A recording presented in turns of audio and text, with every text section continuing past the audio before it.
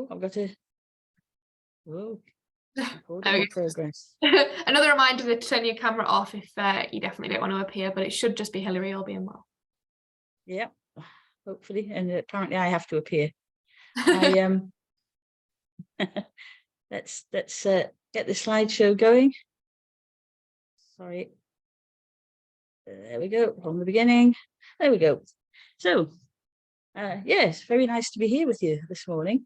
I'm actually in York at the moment, which is why I'm in my best uniform, because it's our thanks and recognition afternoon today. And I know that the region team have invited people who've done a lot over the last couple of years to be specially recognised. And it's always lovely, you know. I was keen to come down because I feel like I'm being thanked as well for bits and bobs that I've done, and to meet people and friends. And that's what really awards and thanks and recognition is all about, isn't it? Because we give a lot, and just occasionally it's nice to get something back, I think, in response. Now, I wasn't too sure whether I was going to be able to make this meeting, recording it from a hotel. So if I drop out, I apologise for that. I did send Emma the recording. I looked incredibly serious and intense, and I've obviously discovered I can't talk, read, record and smile all at the same time, and the smiles seem to have passed me by. So trying to be a bit more cheerful this morning. I am indeed the chair of the National Awards Committee, which sounds very grand. But really, the most important thing, I think, is that, like most of you, I'm a unit leader, and I'm a ranger leader in Whitley Bay up in North Tyneside, so other side of the hills to you.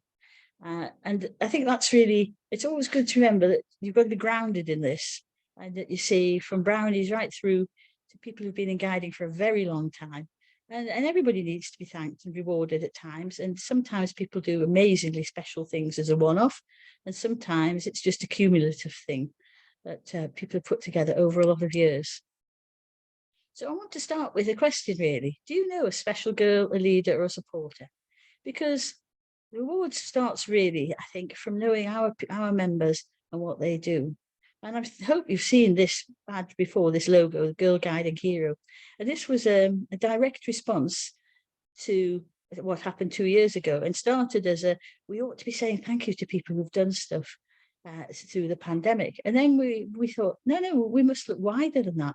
We've got heroes all the time doing things, and this is something that we should carry forward. So the Girl Guiding Hero Award was born out of COVID, but is not reflecting that. Maybe some of you on here have had one of these certificates.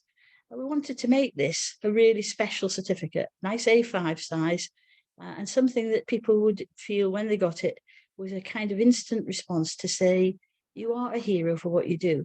And this is over to you, really. It's nothing to do with me now. We've invented it.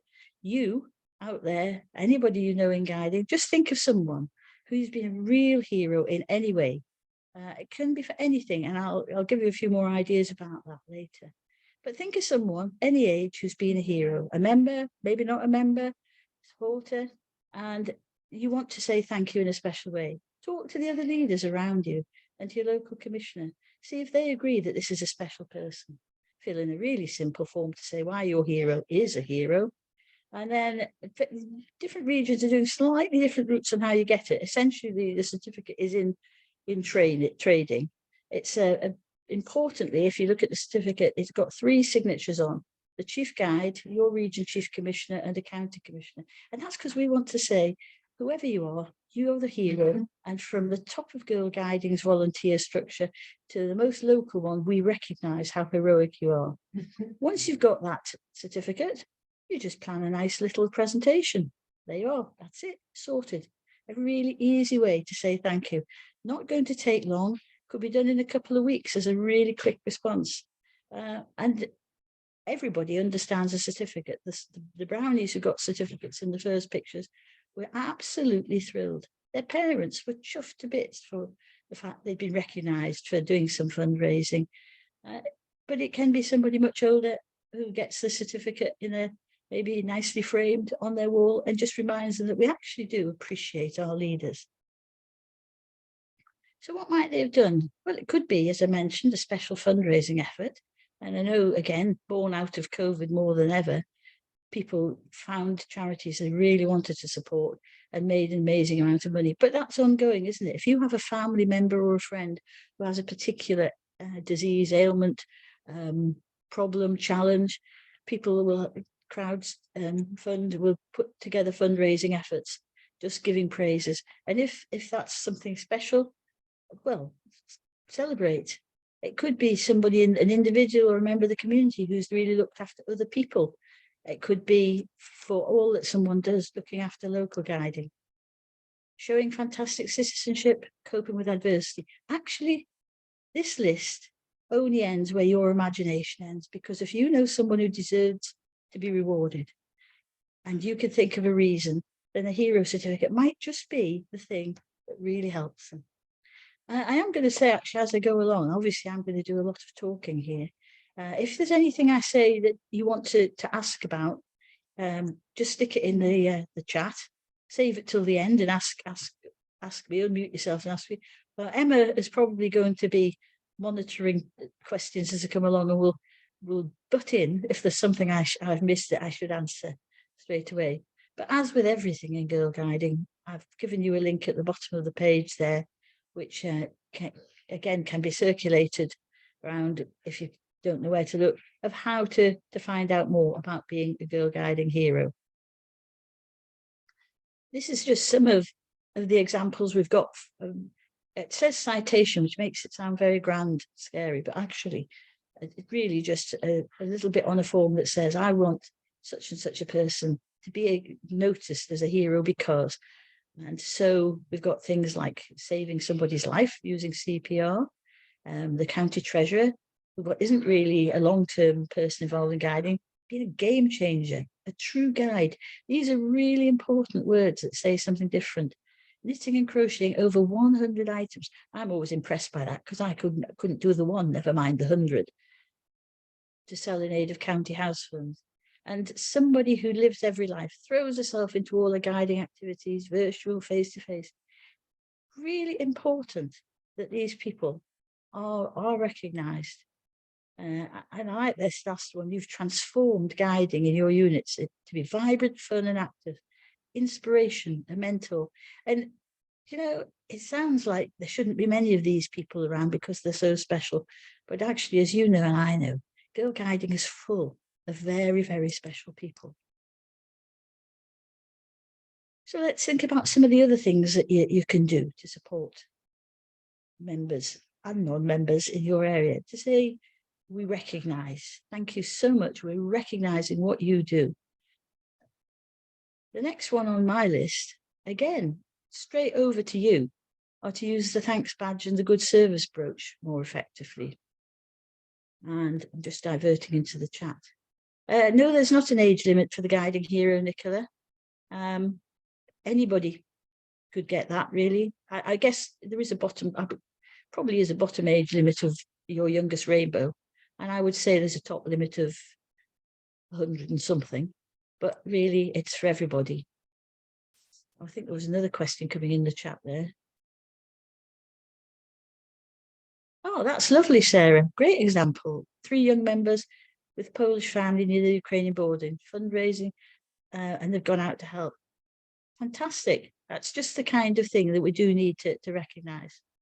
So I'll just carry on with the thanks badge and the good service brooch, but keep comments coming because it's all lovely.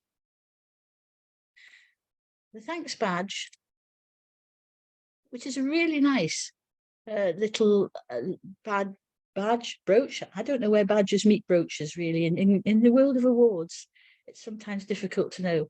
But the thanks badge can be a brooch, as is actually a lapel pin version. It can be given to members, non-members, as a sign of appreciation. And anybody can do that. You buy it from trading, it costs less than £5. It looks pretty nice, and it comes in a lovely little box with a certificate and makes people feel good. Trefoil people out there have their own awards, but a lot of Trefoil people are still within Girl Guiding's main membership as well. So the thanks badge is an easy way, and we do give out a few hundred a year, but as I keep saying to the awards committee, we've got tens of thousands of adult members, hundreds of thousands of young members, the number of things we give out actually isn't enough. You move on to the good service brooch, a little bit more convoluted, I suppose, to get it, because you do have to have a little more discussion, but it doesn't come to the awards committee for citations, and it's for excellent service. It could be given by, and often is given by, a county commissioner, but it could also be given in consultation with the county commissioner by other members. And the most important thing is, it is for people who are still current within Girl Guiding.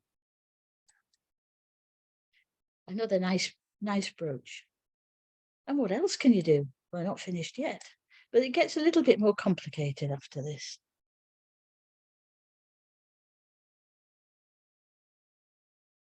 So there's 3 awards here. I'd like to think that most of you do know about this, and it might be really nice if you were to just put in the chat a yes, if you know, just a Y even.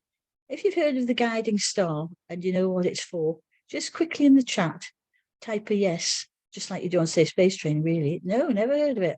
Oh, about to be enlightened, Julie. Yes, Lisa, good. I'm glad you've heard of it. And Chris and Alex. Yeah, there are lots of yeses coming in, other than no, which is the reason I'm here, really, isn't it? If there's any no's here, I'm trying to turn the no's to yeses. I would guess, and you might wish to correct me on this. Yeah, there's lots of yeses and a few no's. Of those of you who know about the Guiding Star, some of you will probably have what I think is misinformation in your head about it, and I'm about to correct that at all. Samantha Brown, I heard of the fish, don't know how or why they're awarded. You're about to find out. Stick with us. Anybody want to put in the chat why they think, if they think of the Guiding Star, why they think it's given? What is it for? Anybody would like to just stick that in the chat to see if my conceptions or perceptions are right? Nobody wanting to commit at the moment. Oh yeah. Could Girl Guiding nationally be more proactive in giving awards? Can I come back to that? Emma, remind me to come back to that. The Star, young member overcoming difficulties. That was actually, Alex, exactly the answer I expected somebody to put in there. I will come back to Christine a little bit later at the end. Similar to the hero, yep, a little more difficult to get. Young members who've done something heroic, exceptional role model, young member, says Lisa. So, yeah, quite a few of you, they're just coming in with pretty much what I expected, particularly, as Alex who said, overcoming difficulties, because the Guiding Star's got itself a bit of an unfortunate image where people tended to think that the Guiding Star, which is now for young members up to the age of their 19th birthday, it was up to 26, but it's come down in line with young member sections, was going to people who were very ill, overcoming difficulties. It was all a bit doom and gloom, frankly. And we have members doing absolutely remarkable other things. So we've widened it out, and some of you have clearly got the message on that one, because it is now for exceptional role models, people with resilience, people who do fantastic things. They're great citizens. They may have fundraised. It's like the hero, I think, as you say, on a different level. The different level being that to get a Guiding Star, somebody, could be you, thinks of a girl that's really just amazing, and you do need to have a chat with your county commissioner, fill in a form, get 2 or 3 people to write a little letter saying why this person is amazing, and that one does come through the national system, which means you do it from county, send it to region say that's fantastic, they send it on to national, and we look at it and make a judgment as well on that. Usually we only meet twice a year, but sometimes we have to do things really fast. For any of the awards, we can turn them around really quickly, so that we do have a regular spring and autumn meeting. But if there's a matter of somebody being rewarded more quickly, maybe sadly because they really are terminally ill or something, we can turn things around practically overnight. In fact, I think we have done it overnight in some occasions. So the Guiding Star is the most special thing we can give a young member. And really, you go out there and spot them. You'll know them. You know people in your county. Everybody talks about them and says, isn't this person fantastic? And sorry, I'm waving at another guide person who's just come into the bar. Just ignore me. So you know those people, you find them. So that's it. That's the highest thing we can give to a younger member of Girl Guiding. And then we move through the other top 2 awards, I guess, over here. You probably do know, and maybe actually I do know that people on here have got laurels. In fact, I think somebody on here, I recognise the name, has a national honour as well. But there will be people on here perhaps with laurel awards, or know of people who've got the laurel awards. So let's just have a go through these, and the final one, the Silver Fish, we'll also talk about in a little bit more detail. So we've got the Star, the Laurel, and the Silver Fish, all now designed as brooches or brooch style badges to be pinned onto jackets. You probably see I'm wearing one actually today, and not now as they used to be on a ribbon, which you still do see some people wearing. So there we go. Here's the more detail on the Guiding Star. Three real things: great resilience, exceptional role model, and initiative in response to an emergency situation. And we get some great stories coming forward, but not enough. And that, I guess, is really why I was pleased to take up Emma's offer to talk to you today, because we need more people. And we can only give more awards if you apply. And this is the impact it can have. People are totally surprised. I think often because we're very devious, we set up events and people are invited along and they go thinking it's for something else. Get there. Oh, it was a celebration of Women to Guide Strangers. But oh, no, it's about me. Lovely letters. I could get an award. And lovely one here about the fact that actually the girls that get, and young women that get this award, are part of a unit. And it's really nice that this person who's understanding that she did something very special that people recognise, but she is recognising that her unit really supported her, and she wanted to tell them as soon as they got out of lockdown, I presume. Receiving the Guiding Star Award was amazing. A complete surprise. I couldn't have done it without my guiding family. I mean, what more can you say? Fantastic. But it's up to really say we can only ratify awards if we get submissions. So this is very much a sales pitch for you to do things about looking for these exceptional people. They are there. The Laurel Award for an outstanding leader. I've highlighted what I think are 3 really significant things here, because we have lots and lots of people who are outstanding, but this is the person who is really outstanding, stands out from everybody else in your district, division, county, region, wherever they're guiding. It's got to be a significant contribution. And I think that's the thing that we find most hard to judge when we're at the awards committee. So it does require some citations. And we're not judging your spelling. We're not judging how good the sentences are. We're judging the sentiment that people put in when they apply for a Laurel Award for somebody, because we're trying to make sure that out of all our lovely, fantastic leaders, this person has gone that extra distance to be really outstanding.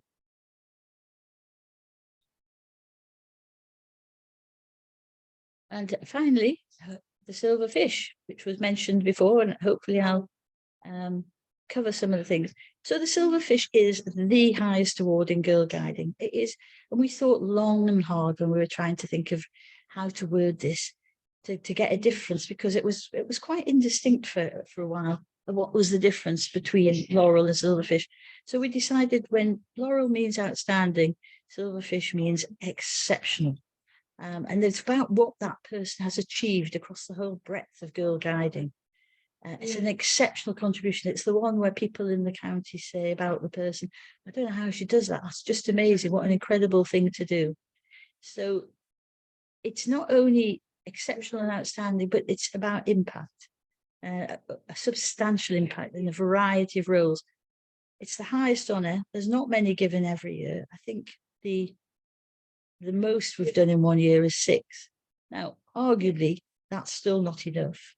Laurels, I think in 1 year we've done maybe getting on for 30. Definitely, there's a lot more outstanding people than that. But there is also a feeling amongst our committee and amongst a lot of region committees that when you're looking to give national awards, it does have to be something that is very, very special, so that people really all agree that this person is just amazing. But we'd like to see lots more applications come in. It's not about how many citations are written. It's usually about, if you've think of somebody that you think is worth a laurel or a silverfish, it's about actually getting together a group of people. Somebody takes the lead and thinks about person X, and then they think, right, who knows this person? Who can write about what they've done in there with their unit? Who could actually write about what they've done in this county? Who can write about their role as an advisor, a trainer, or whatever they've been? Who can actually support what the impact has been? And really the important thing is not to write 5 letters that all say the same thing, as in, actually, this person is amazing. And possibly one of our least favourite terms, which comes up every single year, cut them through the middle and they'll have Girl Guiding written through them like a stick of rock. I think there's a lot of us like that, actually. It's what makes the difference. So actually, if you can get 5, 6, 7 citations written that each give a different aspect to this person, and we can go, wow, what an amazing leader that person is in Girl Guiding. It's also, I'd have to say, not just a reward for being in for 50 years, 60 years or 70 years. So we have given 1 or 2, I'm happy to say, I'm delighted to say, Emma's ecstatic, in fact, to hear, you know, that, and to know, and to have been part of giving a silverfish to somebody in their early 30s. I don't know that we've done 20s yet. You know, if somebody's doing amazing stuff at incredibly high level in Girl Guiding, then they should get it. They don't have to wait till they're 50, 60, 70. And perhaps that's one of our sadnesses. A lot of awards do go to older members, and they do deserve it, and we shouldn't stop doing that. But some of our younger members do amazing things as well. And how do you feel if you get a silverfish? Well, here's a couple of things. Stunned, humbled, honoured. And it is amazing. I'm a great, as Emma knows, a great fan of the secret celebration and the lies and deceit that lead to that. Because when you walk into a room, or indeed in COVID times, when you're on a Zoom and it's about one thing, and suddenly you realise there's 56 people there instead of 5 or 6, and there's names cropping up that are unexpected. Gobsmacked isn't quite in the register, and I do like the fact that that Carol, who is one of the best speakers I know, that has the widest vocabulary, was reduced, and I did witness this, to being incoherent, overwhelmed and incoherent. And you know that you've done somebody something special, and that it's just not something. We don't come into guiding to get awards, but when you do get something, it is pretty amazing. And I'm sure for those of our members who've gone the extra step and been given a national honour, which goes through a completely different channel and has nothing to do with us, they would have the same sentiments as well. So there we are. That's my run through. I don't know whether anybody's got anything else they'd like to comment on, chat about. I think we've got 3 or 4 minutes left if there is anything. I should stop prattling on in a moment. And if anyone wants to turn on their microphone and speak, that'd be really lovely. Or if you would like to type something, or if you feel there's a question unanswered, then just pop it in the chat right now. There's a phrase we didn't have 4 or 5 years ago. Pop it in the chat. Thank you very, very much, Hilary. If anybody does have any questions, then either please pop them in the chat, as Hilary said, or feel free to pop your hand up and we can come round to you. There was Christine's point before about, could Girl Guiding be more proactive? Oh, yes. When guiders move around the country. It's a good point, Christine. It's one we debate long and hard. And I've sort of touched on it, I guess, by saying we don't give enough awards, but we do want to keep standards. And there's a sort of tension there. So yes, we would like to give more awards. Me coming out to regions, in person or virtually, is part of the sales pitch. So that all those people who said no, they didn't know what the Guiding Star was about, do know. And hopefully you're sitting there thinking, well, actually, I could put something together for somebody. Because in the end, actually, we can only give out as many Laurel Awards, Guiding Stars or Silver Fish. The top number we can possibly do is the number that are applied for. So if we only get 10 applications for Silver Fish, well, that would be the absolute maximum. But in actual fact, sometimes we only get 2. And I know, and you know, we have got amazing people who should be rewarded. So, thanks, Pat. What phrasing do you expect need in the citations? We don't have any expectation except for you showing a lot of enthusiasm for that person, and for you proving in what you say that the aspect that you're writing about is demonstrated. So there isn't a prescribed route. If you look on the website, we've given you some pointers on the website of the kind of approach that you could take. And we took quite a long time writing that up. So if you go on the website, there's something there. Now I think I've got a more challenging question coming here. I'm just going to have a quick I just read. jump in off the back of Pat as well and sort of say, for me, the main thing is not assuming that the panel know everything about this person already, because quite often we don't.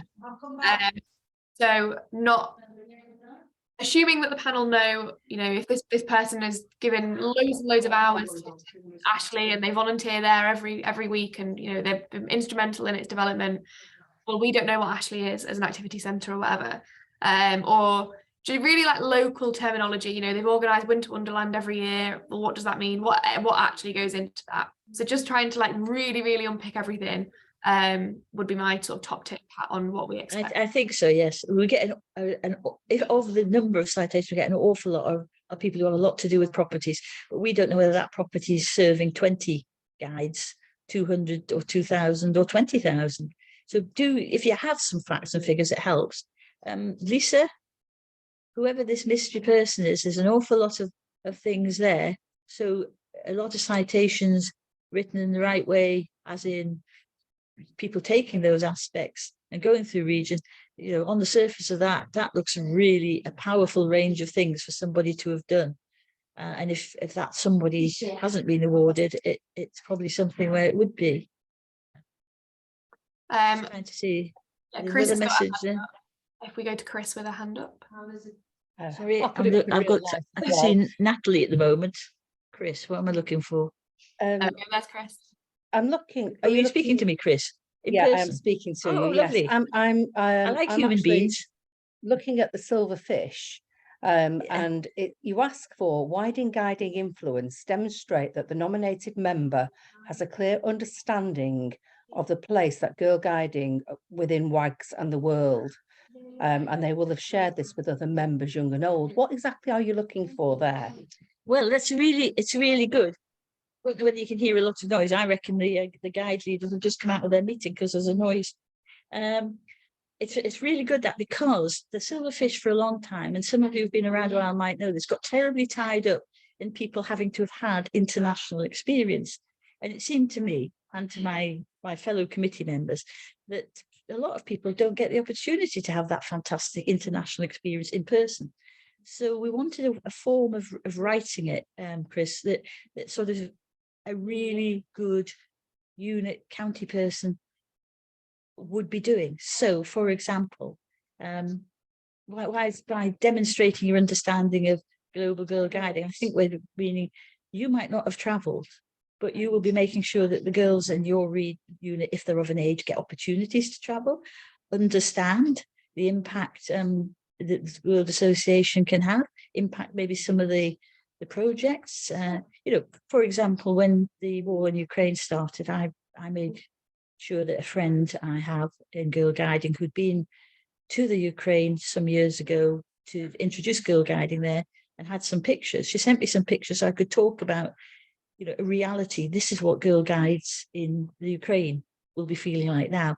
Now, I've not been to the Ukraine. I don't suppose I'm ever going, but I kind of went out of my way to make sure they were engaged. So it's about in that bit of the Silverfish citation, demonstrating that the person in question is making sure, whether they've travelled or not, that the girls may get opportunities if appropriate, or if they're younger, that they get some understanding, not just of a kind of calendar curriculum of Diwali and the sort of celebrations, but of what actually girl guiding is doing in another place. Does that help you? No, that's great, Hilary. It's always been a stumbling block, and I don't think anybody's really got over the stumbling block of having been on an international, but that's a great way of explaining it. Thank you. Well, that was the stumbling block I was trying to get past as well. If I've achieved that in my years as chair, I feel I'm halfway to my mission. And I'll just pick up Nicola, language of requirements. Is it the language of the requirements, a variety of roles? We've got, we do see the Go records, and it's really amazing how many things people have done. And it is important to us that we want to see variety of roles, preferably a few different levels, really showing this person engages at different levels.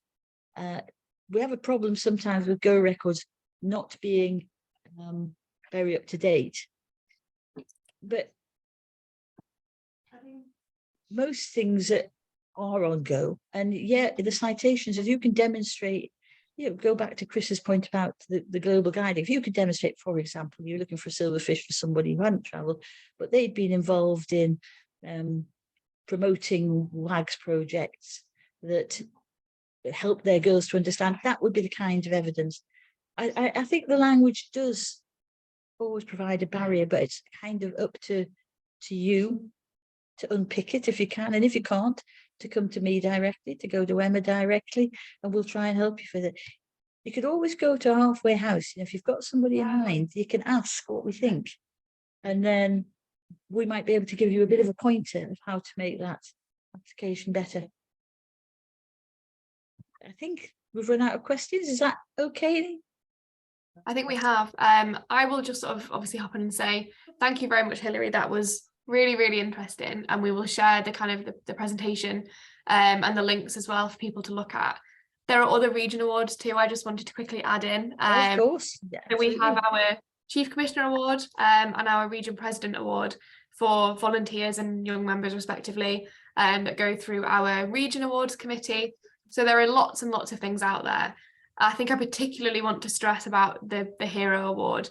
It's by far the most accessible way of saying thank you. And as Hilary said, that certificate, it's a really, really lovely certificate if you've not seen one. Is such an easy way, you can get hold of it really easy, arrange a presentation, and that means such a lot to somebody. And I think there's the value in the presentation.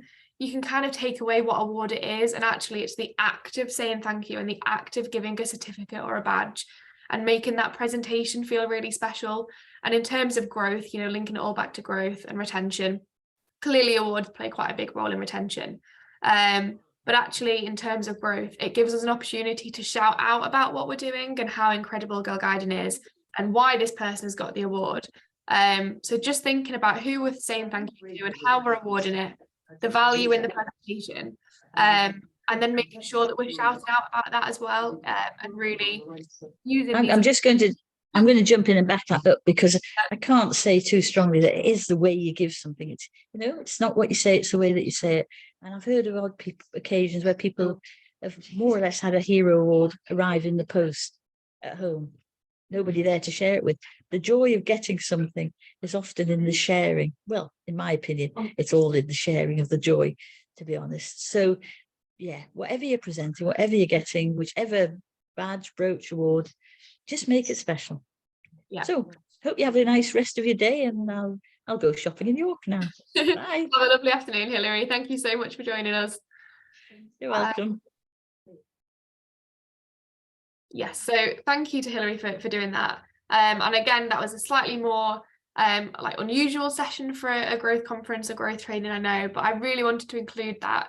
As we've said, we can get people in the door, hopefully, but actually if they're not feeling valued and they're not feeling recognised, they're not going to be staying with us for very long, but also they're not going to be having those positive conversations that Jane has talked about. And actually getting an award is a really great conversation starter. So I think thinking about those as being really interlinked, and not even getting an award, but just being recognised is a great conversation starter. And absolutely the value in the presentation as well, getting photos of that presentation. We're going to move on to social media next and using social media. But a really, really great way of thanking somebody and then talking about why we do what we do and how great an organisation it is.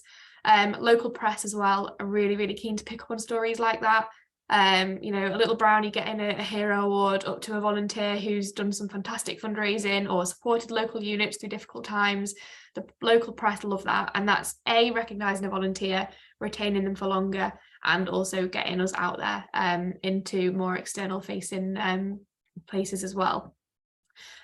Also, just to say on the front of, it doesn't matter what award it is, it's about the presentation. I just want to highlight long service awards in that as well. And obviously everybody does that differently, but at Region we have our 1 year and 3 year service awards, which were introduced because of that bit of a long gap between just starting volunteering and waiting for 5 years. And you know, so everybody presents differently, but actually the value of really making a big deal in your unit, especially, and showing the girls, you know, at 1 year that volunteer, her unit is probably the most important place to her. Not to make assumptions, but generally. And actually the value of really putting a lot of effort into that 1 year or 3 year service award presentation, I think can't be understated, and making that volunteer at 1 year feel incredibly special and giving the opportunity for all of the girls in that unit to see how special that volunteer feels. For me, kind of linking this right back to sort of growth and retention is really, really important. So do make use of those Region 1 and 3 year awards, please, as well as all of the other awards that Hilary's talked about, and do think about that presentation. And simply saying thank you as well. Sometimes we're in a rush, you know, we finish our unit meeting, somebody's done a fantastic job of leading an activity, and just remembering to say thank you for the little things as well. But I don't want to sort of teach your granny to suck eggs. I'm sure you all do that all the time. Alex has just asked about the 1 and 3 year awards. So if you didn't know, then a few years ago, before my time anyway, we introduced these 1 and 3 year awards, and they are distributed once or twice a year through counties. Sometimes it depends how local choose to do it, really, but anybody who has got a 1 or 3 year service on go at the point that we pull the reports will be eligible for those and should be presented with them locally. So that's where they come from, Alex, and they're really, really lovely.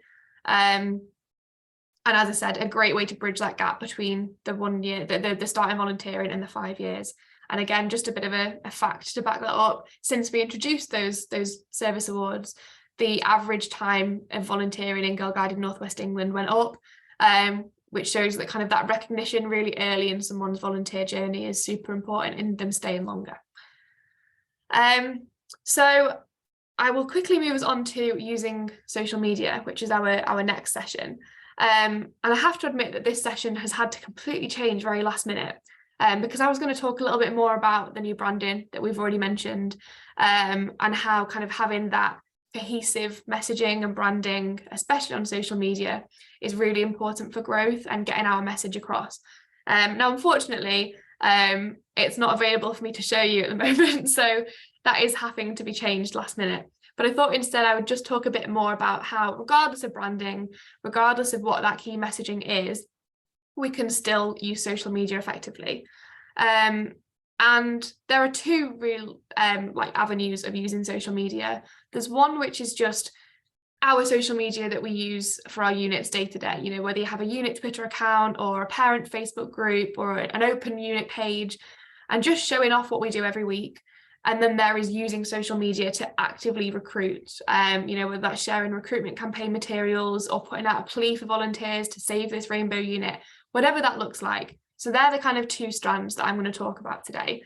And the first front of just using social media generally, I want to talk about the power of that, and how even though we might not think that that is doing anything to grow guiding, actually that is one of the simplest and most effective things that we can do.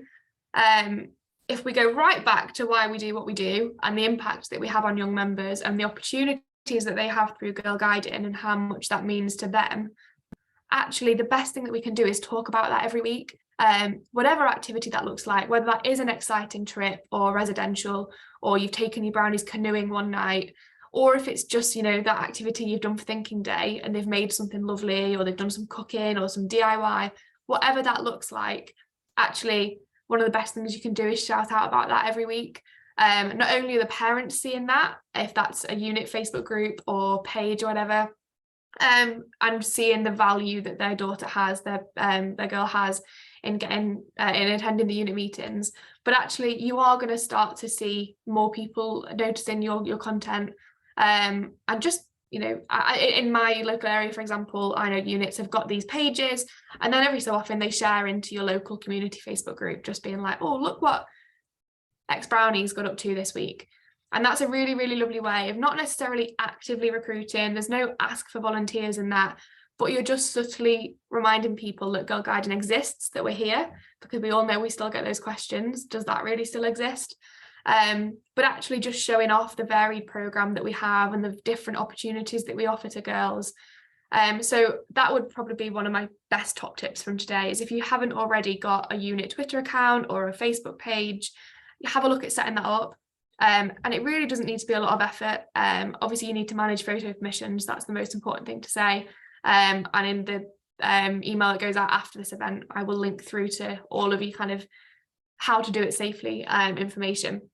But really, you know, taking a few pictures during the meeting, which I imagine a lot of people do anyway, especially if they have closed parents groups, and just posting them at the end, literally before you leave the unit meeting, just a super quick, what have we done tonight? And off it goes. You know, if you're the unit leader, that absolutely doesn't have to be your job. That could be a really, really great job for a young leader, for example, or anybody in the unit team can share out that responsibility. But really, the amount of effort that goes into it is so low, and actually the payoff, return on investment in putting that time a little bit into social media is so great. So that would be my basic top tip for using social media in a non-active direct recruitment setting, is just be visible. And you don't need to be an expert photographer, you know, just showing literally like a super basic picture of what they've done, and some smiling faces if you've got those permissions in place. The impact that will have longer term in people's perception of Girl Guiding cannot be understated. And then moving on more to using social media when we're actively trying to recruit. And there are obviously different ways to do this. You can use your personal Facebook accounts, Twitters, Instagrams, whatever you have, and reach out more into your direct circle. And also one of the things that a lot of people utilize is those community Facebook groups. So for me, that would be, you know, Chorley residents, something like that. I'm sure everybody has them. There might be lots of different groups, and that's something to note, is don't just go on the one page that you think is the main one. Actually, there's going to be different audiences on all of them. So if there are 5 or 6 different community groups that serve your area, go with them all. You can literally just replicate the same thing, so it's minimal effort, but you're going to be capturing a few different people each time. And actually the people who are in all of those 5 or 6 groups, that's the best thing you can do, is bombard them with it. And if they see it 5 or 6 times, they're more likely to take action. There is a statistic that somebody needs to see something up to 7 times to notice it. So by replicating that post across all of these different local Facebook groups, that's the best way to get people to notice your message. So then in terms of what to say when you're recruiting in these Facebook groups, I can see Rose is here, and actually a recent growth meeting, Rose shared a really, really lovely case study of something that had a lot of success in her area. And that was somebody, as I said, who'd bombarded as many different local Facebook groups as possible in Southport. And literally in 24 hours, it had about, I think it was 18, if I remember that rightly, volunteers. She's nodding at me. It was a really significant number of volunteer inquiries that had come through. Some for the specific unit that was being recruited for, you know, we desperately need rainbow leaders, can you help us? And also some that were just like, oh, I can't help on this night, I'm not interested in rainbows, but just some more general volunteer inquiries coming through too. So, you know, that is happened very, very recently. there is an appetite there for people responding to these pleas on Facebook groups. So I'm not just saying this. Rose says we now have enough to open another unit. So, you know, this is something that is worth putting effort into if you haven't already, especially if you do need units, volunteers to save a unit. I think people respond really well in these community groups to that, you know, this is going to close if we don't have people come forward. And if they've already been seeing for kind of a few months and months, just the general stuff that you're doing in the background, as I've said, that you might share from your Facebook page into this group, they're already aware of what you do, and they're already aware of the impact that that has on girls. And as soon as that comes across, you know, it's a bit of an emergency, we need somebody to help or it's going to close, people respond to that message. And again, going back to what Jane said, that call to action being there, you know, message me if you want more information, or here's the link to the website, or, you know, message me if you want to know our where we meet so you can pop along and meet us. Obviously doing everything safely, but just being really clear on what you're asking people. There's no good just like dumping a load of information, as Jane said, and then there being no follow-up. So whatever that looks like for you. So in this example that Rose used, this person basically said, this is who we are, this is what we do some of these activities, we do a bit of this, a bit of that, and this is who we're looking for. And it was a bit of a profile if they needed somebody who could, you know, they basically described the unit helper role and made that really easy to understand. I'm not going to talk down about Girl Guardians role descriptions, but actually make it more tailored and unique to your unit. The role descriptions that are in place are great, but actually you telling, you know, what that actually means for your local area and your unit is really, really useful to do as well. And, you know, in this example that was used, they just basically wanted somebody who was over 14. And then they also went on to say, you know, about the opportunities for training and development. You didn't need any particular skills or expertise. That was all provided. It was quite a long Facebook post, but it had everything you would need to know about it without being ridiculously long, and signposted people to where they could go to find out more, as well as inviting people to comment and message if they were interested. There are lots of different social media assets for you to use to back up these posts.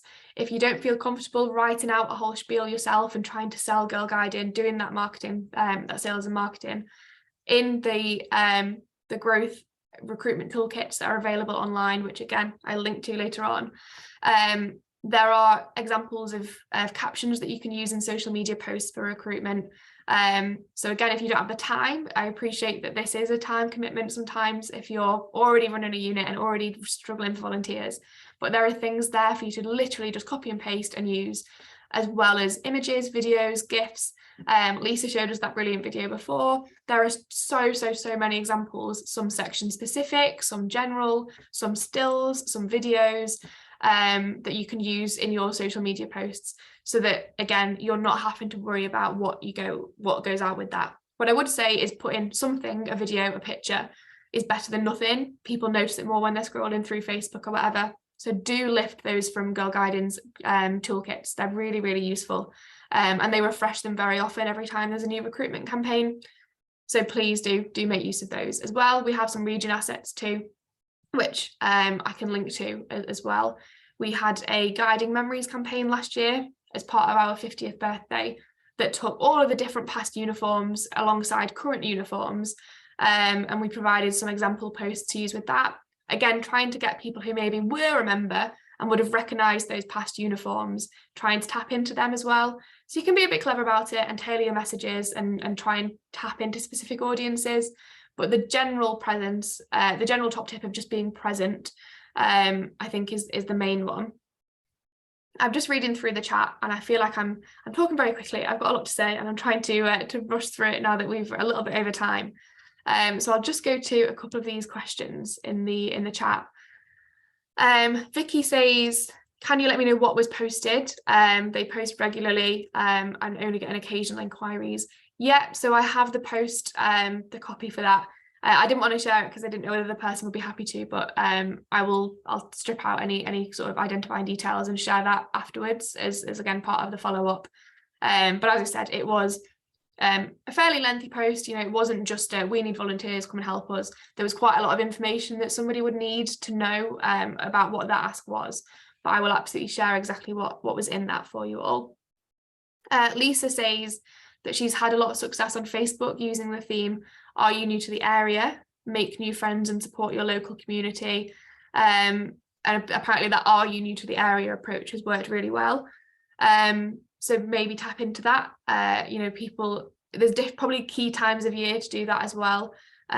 People talk a lot about student volunteering, but actually students, I'm speaking as a student who has just moved back home and started a job, that actually that September time, sort of June to September, as students finish and are likely moving all over the place back home, starting different jobs, have no friends there. That time of year over summer is probably a really great time to tap into that "Are you new to the area?"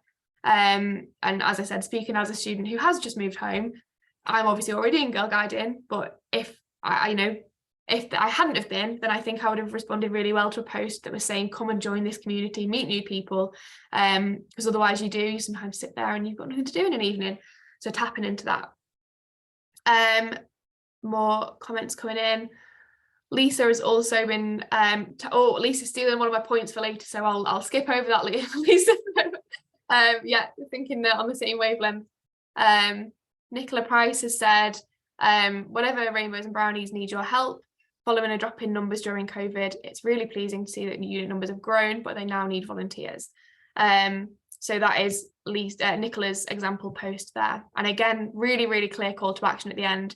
Please don't hesitate to contact the team with an email, and any queries, message me. I think that is the key.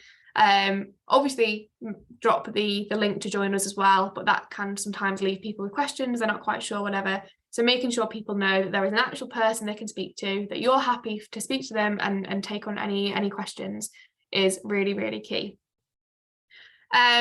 So another point on top tips for this specific recruitment part of using social media is be specific. So I've covered that in, using your local community groups, which are obviously just covering a smaller area. But if you're posting on your own Facebook or your own Twitter or your unit Facebook or unit Twitter, which could go out to anybody, being really specific about what needs your help. For me, I said Chorley, but actually I'd narrow it down and be much more specific on the particular village that needs help. A lot of on Twitter especially, people follow hashtags for their local area. So hashtag the area. If there's literally a community page for the area at them, really naming the area. It's easier to do if you're already that local area, saying, this unit specifically needs your help. There's people on this call today who are district, division, county commissioners. And if you're trying to recruit much bigger, whether that's a division page or a county page, then again, it's even more important that you name those areas. There was a really successful post that I think it was, let me find out exactly where it was, it's in front of me.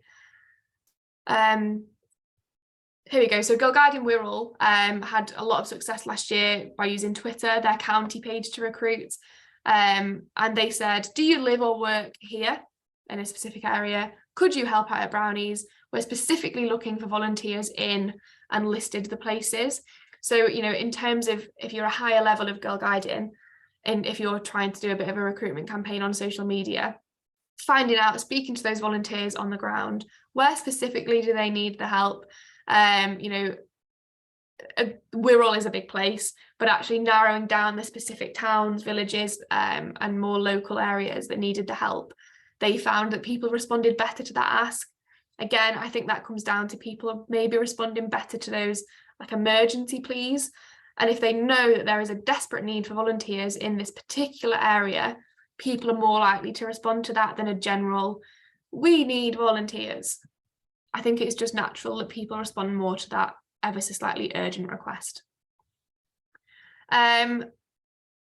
So Nicola as well is adding that she puts the Join Us link after the message. Yeah, so do include that. Ultimately, they're going to have to go through Join Us, as much as those kind of informal conversations are really, really important and answering their questions. Sometimes as well, people do know that they want to volunteer. They don't need those questions. They don't need to message you, and just it being really easy for them to find that link. So do always include that link as well. Obviously, Rachel was talking about the Welcome Project before and how units are going to be able to create their own volunteer adverts. And this is where this will come in really, really handy as well, because you'll be able to share that specific advert that you've created for a specific volunteer role on your Facebook page, on your community group, etc., etc. And people can respond directly to that vacancy, as it were. Rose has just had a meeting with their local CVS, and they're doing a focus on guiding in January. And they did say that being specific about locations is really important. So yeah, somebody else backing that up. It is super, super important to be specific and include as much information as you can about the location and about the ask and about the task at hand. Okay, Nicola, bringing me nicely onto my next point for social media. We're going to go a little bit more like off-piste in terms of moving away from Facebook and Twitter and Instagram. And Nicola says that her account uses LinkedIn, which also brings me nicely onto Lisa's point before about people who are now working from home or working a bit more flexibly. Volunteering is now much more of an option for them. Previously, a Rainbow unit that started at 4, half or 5 o'clock would have been completely inaccessible to people who were working in the office. And actually now, people working from home, hybrid working, flexible hours more and more after COVID, that Rainbow unit is now an absolutely tangible option. So therefore, using LinkedIn to maybe target those professionals, join in specific remote working groups for your area and targeting in that could be really, really key, especially if you struggle to recruit for those younger sections. Thinking about who you're targeting, and actually those professionals who work from home and have got the time as soon as they close their laptop down to go out to a Rainbow unit, that is a really, really useful ask of them. And as well, a different platform that I hadn't heard of, and I got laughed at because I hadn't heard of it, and that's showing quite how showing my age. But Nextdoor is a neighbourhood app. And I look after volunteer recruitment at work, and I have, in hand on heart, say that I've had more success using Nextdoor for volunteer recruitment than I have for anything else. Again, the fact that it's so localized and specific, and people respond really well to that. So if you've never ever heard of Nextdoor, or you've never thought of using it for recruitment, then maybe that is something to look into. It's, as I said, essentially just like a forum, a little neighborhood group that people from your postcode can join. Samantha's never heard of it. Yeah, so I think you can join browser or app if you just search Nextdoor, and you can create an account and just post, and it will go directly out to other people on that app, on that forum in your neighborhood. And again, the same tips about what you say apply, but actually that's just a different platform. And again, people saying they've not heard of it. Julie's on it. So Julie, maybe consider using it for volunteer recruitment if you haven't already. So explore that. There are lots of different platforms as well as the traditional Facebook, Twitter, but LinkedIn definitely in terms of professionals who are working remotely, and Nextdoor for a different way of targeting that really local group of people is key. So again, I can share the link to Nextdoor in our email that goes out if people haven't heard of that. And I am looking at putting together a little bit of a how-to for Nextdoor, because it is a bit more of an unusual one that people might not have used for recruitment before. But as I said, not in guiding, I've not used it for guiding yet, but for work, for different volunteering opportunities, we've had incredible success, like beyond belief. So it is definitely something to keep an eye on and look out for it using. So we are nearing the end of this social media session. Apologies that it hasn't been quite as nicely put together as everything else. As I said, the plan did have to change quite last minute, and I was hoping to do a little bit more about the new branding. So hopefully that's been useful anyway. I know I've just talked to you for half an hour, but hopefully you found that useful. There's definitely been some really, really interesting comments to kind of come back to. But if anybody has any specific questions that they were hoping to get out of this session of using social media, then please do let me know. We can run over a few minutes, and I will quite happily answer any specific questions about using social media. We did just miss a question in the chat earlier from Elaine about the volunteer awards. If there's still a questionnaire that needs to be filled in for them. Where is this? If you scroll up a little bit further in the chat. From who, sorry? Elaine? Elaine. Oh, the one in your 3-year badge. No, so yeah, good question, Elaine. If we just jump back to that, because that is a really good point to make. Previously, the awards were just for people who filled out a questionnaire about their experiences of volunteering, which I believe was tied to the funding that we originally had for the badges. Now these are just for anybody. We felt it was really important that, you know, anybody who has done that service deserves a badge. So yeah, there's no action that needs to happen. They are automatically sort of, the report is pulled by region and distributed out. No problem. So are there any more questions about using social media, or shall we have another quick 5-minute screen break before we move on to our last session? I'm also very, very open to people emailing me, and if they want more specifics, and once the new branding is introduced and there is a bit more guidance about how we use that, you know, in social media and posts, then that's something that we'll definitely be helping to facilitate at region as soon as we're able to do that. No? Okay, well, thank you for listening to me for half an hour. Unfortunately, you're going to have another half an hour of me waffling on at you just shortly. So if everyone takes sort of a 5-minute break and comes back here for just after 5 past, nearing to 10 past, and we'll move on to our final session, which is what I'm sure you've all been waiting for. It's the tips, tricks and tools. It's the more tangible bits of advice for growing guiding, and then time for sort of questions as well at the end. But yeah, see you very shortly, 5 to 10 minutes.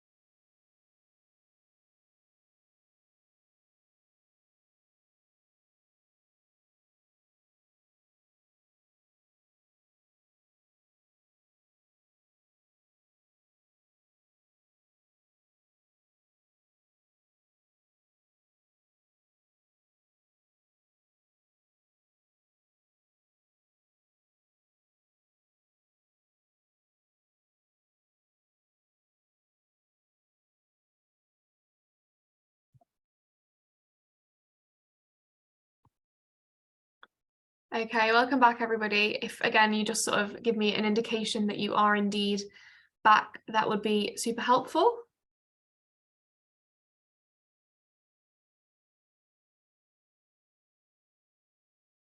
Okay, there's fewer this time, so we will give it another minute. Oh no, some more popping up. Okay, I think we are good to go. So this is our final session of the morning, just now into lunch. So we will absolutely let you go by 1 o'clock at the very latest.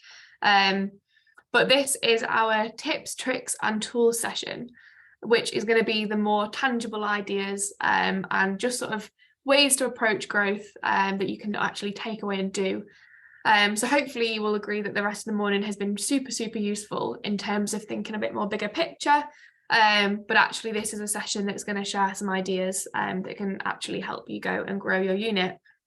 And there'll be time at the end for you to share some thoughts, some reflections, some ideas, all in one big idea boards that everybody can contribute to, that we'll then be able to share as well. And there'll be lots and lots of shared ideas and thoughts and learnings and reflections to take away. So I realised as I put this slide up that this is also the first time I'm actually introducing myself. It's been 3 years in this role now, and I think I still do it every single time, where unless there is somebody else to introduce me, I just completely forget to introduce myself. So hello, if you don't know me, I'm Emma Dixon, and I am the Assistant Chief Commissioner. So that's who I am. That's who's been waffling on at you all morning. So apologies if you didn't already know me and I failed to introduce myself. But as part of my role, I look after growth and retention, which is why obviously I'm doing this conference, and also engagement. So included in that is PR, communication, social media. So that's why I've really wanted to approach this as a bit more of an unconventional growth conference, growth training, and it be a little bit more about that sales and marketing aspect that James sort of so eloquently touched on, because that for me links perfectly into growth. You know, there's no growth if there isn't engagement and communication and really selling it, and vice versa. You know, part of showing off what we do inevitably just results in better growth down the line. So that's why we've linked them in together like this. But yeah, again, massive apologies for not introducing myself sooner. As I said, it's been 3 years and this is absolutely not the first time that I've forgotten to do that. But tips, tricks and tools. I do have a presentation for this, so just bear with me while I change which screen I am sharing. Here we go. Okay, so some tips for growth and growing guiding. Number one, and this would be my absolute main tip, is to think about recruitment all of the time and not just when it's urgent. As much as in that previous session I was saying about, you know, if there's a unit that's going to close and it's desperately in need of volunteers, and people generally respond well to that, you know, it's all about jumping in and saving something. But actually, the best thing we can do is never be in that emergency situation. And if we're really proactive all the time and identifying where there might potentially be weaknesses, if we know that we have a volunteer who's likely not to stay with us very long, or if we know that we don't have girls coming through the pipeline, if we're keeping an eye on things like that, then it avoids ever having to recruit in an emergency. Not is it only just part of solving that emergency. Part of what I hope I've done today is enthuse you about growth and actually go, we're not growing guiding because it's a chore and we have to. We're growing guiding because we are amazing and we offer fantastic opportunities for girls and young women. And we've heard from just a few of them. And actually growth is all about wanting to grow and wanting to offer these opportunities to the most people possible. And actually, if we're not thinking about recruitment all the time, then we're not best serving the girls and young women, because we're only going to be reaching them when we're desperate to. So absolute top tip is just to have this in your head all the time. Think about recruitment all of the time and not just when it's urgent. I can see Lisa as well in the bottom of my screen, and Rachel touched on our plan before, which was the document that kind of gives you lots of information, numbers wise, numerical data, for you to be able to keep an eye on where there's areas for growth, you know, where there are fewer girls on waiting lists or where there's more, where there's fewer volunteers to adult leaders, etc., etc. And that is a really, really useful tool, especially at some of the higher levels. So it comes down through region to county and then further down the line. And that's really, really useful for being able to identify where there might be potential problems coming up and avoid that urgent need to recruit. So obviously Rachel will send out her slides as well, which has more information on that. The county commissioners on the call should definitely know a lot about our plan. And hopefully it is now starting to reach more and more people as well. And that is, I think I saw Lisa comment in chat before, that it is in the pipeline to be a bit more accessible for everybody to pull that data as and when they need it. So as and when that comes around, I'm sure there'll be a lot more information about it and encouraging people everywhere at any level to utilize that. But yeah, absolute top tip, get it in your head. Growing guiding is something that should happen because we want it to, and it should happen all the time.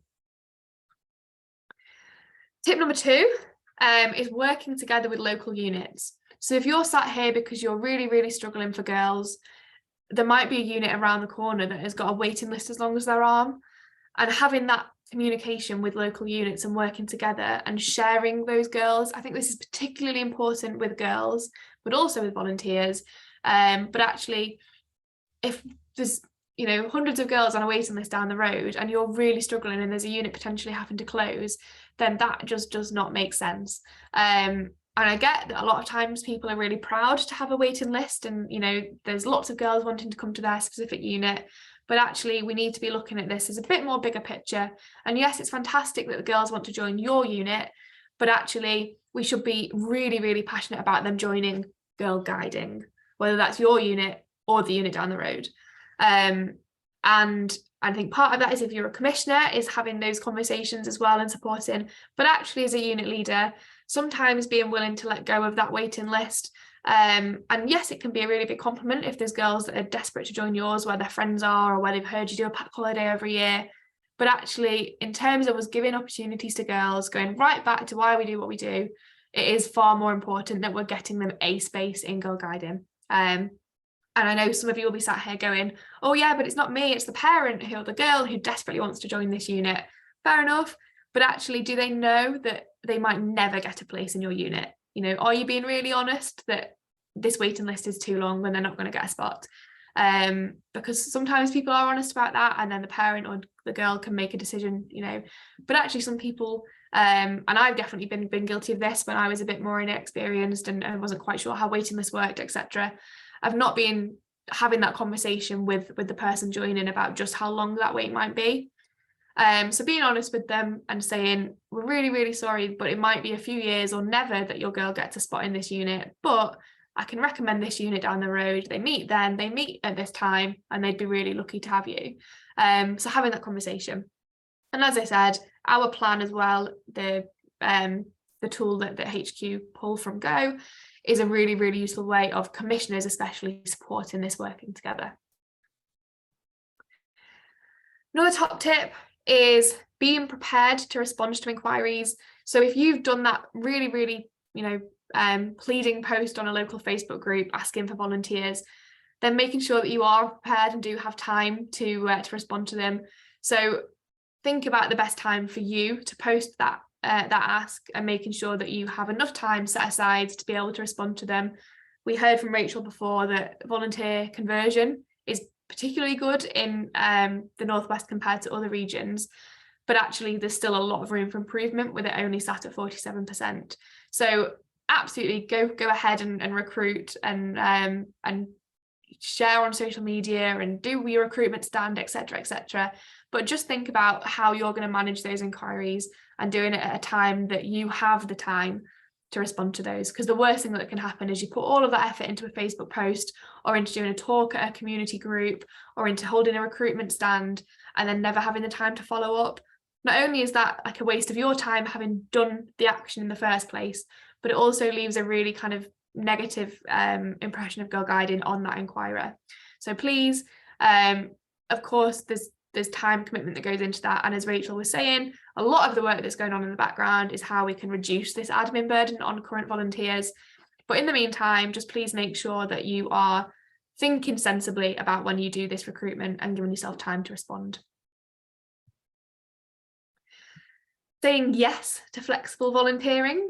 Now, flexible volunteering and flexible guiding can sort of have a bit of a negative connotation sometimes. It can be a bit of a dirty word in Girl Guiding. But actually, the best thing that anybody can do is to just be fully accepting of flexible volunteering. And by that, I mean being flexible about the time commitment that people can give. I think in this world, it's getting less and less likely that people can volunteer every week, or they can only come to pack holidays and that's something they're really interested in, or they are only interested in the outdoor stuff, or they are only willing to do the shopping for the unit and not actually come and help at all. So being flexible to both time commitment and to the roles that people do. And this should actually help you. It shouldn't be something that's going, oh, well, yeah, but you can only volunteer, you know, once a month or every so often. It's just not worth the hassle. It can be really tempting to say that, and especially if we're desperate for volunteers. And ultimately, yes, we do really want people who can be there every week all the time, but we have to accept that that's just sometimes not realistic and not likely. And if people are willing to offer some time, any amount of time, however little that is, then we need to be saying yes to that and being as equally welcoming and as equally grateful for people giving that time. And again, Lisa is sat here. I feel like I'm stealing a lot of Lisa's ideas, but I'm talking, I'm going to steal one of your ideas again. And one thing that Lisa says to when she's doing growth trainings is look at the car park. Go out a few minutes before the end of your unit meeting and look in that car park. Who's sat there in the car waiting to pick their brownie up? You know, maybe that's a person who's doing a bit of working, squeezing it in the car, they've got the laptop with them. And actually, they could be a really, really useful asset to your unit. That parent who's sat on their phone or their laptop in the car could be updating your program on Go for that week. They could be that person who's responding to volunteer inquiries or managing your waiting list, etc., etc. That mum who turns up really, really enthusiastically every week, really early with a girl, could she be the person that you're asking to do a bit of shopping for the unit and turning up every week with your shopping list there ready for you to go and save that as a job for you? There's so many different ways that we can think about flexible volunteering and put this ask to some parents who, as we said, quite often are sat there in the car park anyway. And how can we really, really tap into that time? Be welcoming. So it's all very well getting these people through their door. We've recruited them, we've responded to them, which is a win, and they've come to this unit meeting. And just making sure that we are being genuinely welcoming. And there's a lot of things that go into this, and there'll be a lot more guidance and really, really helpful resources as part of the Welcome Project. And I think sometimes we think we're doing well at this, but actually if we were to take a step back, we probably wouldn't be. And it's things like, does this new volunteer know where the craft cupboard is and where you keep the scissors? Because things like that as part of an induction are so easy to forget. You tell them all about the mandatory training that they'll have to do. You tell them about the trip that's coming up that they'd be welcome to come to. But these super basic things that make them feel like they're a really, really integral part of that unit and are fully equipped to do that role that you're asking them to do.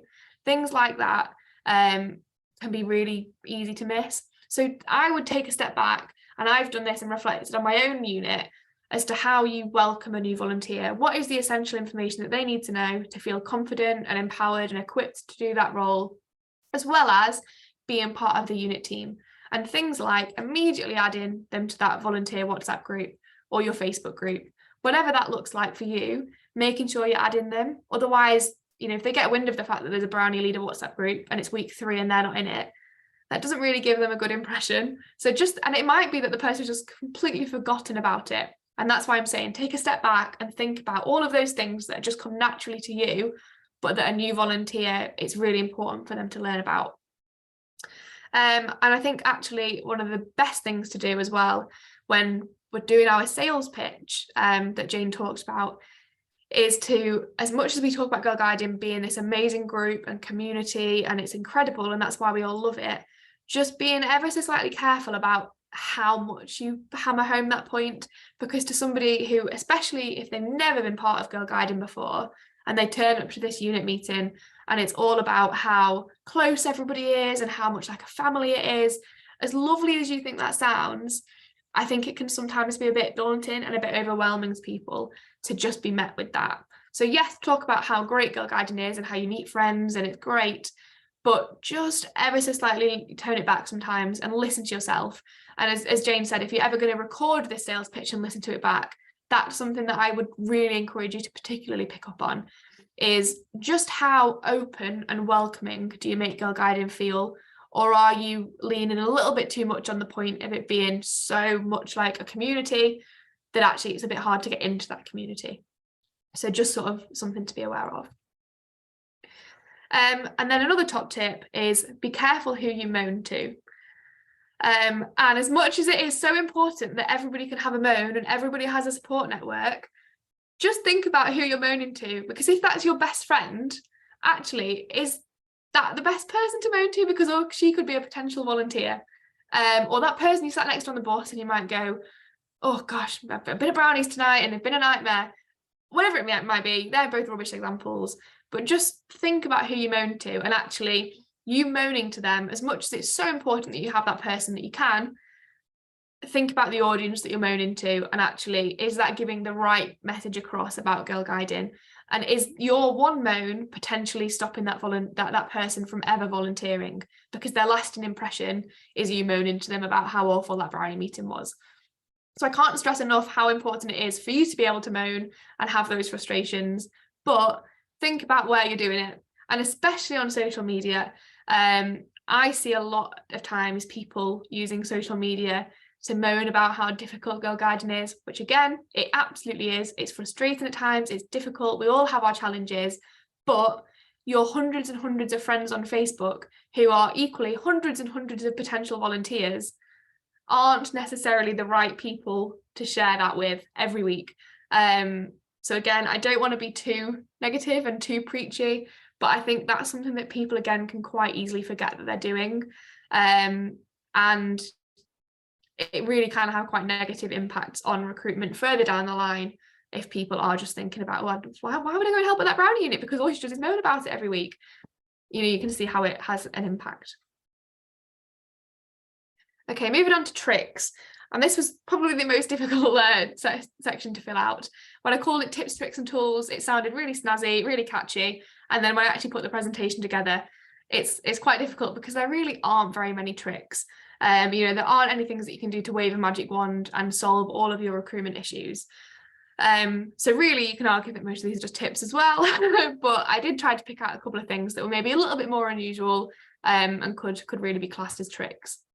And I've already revealed this one. I've messed up. Check the car park, which is what I saw when I saw Lisa's smiling face. But there are so many potential volunteers sat in that car park before or after brownies or guides, doing, as I said, you're updating Go, you're managing your waiting lists, you're doing your accounts, whatever that might be. There are people who can give literally 15 minutes while they're sat in the car.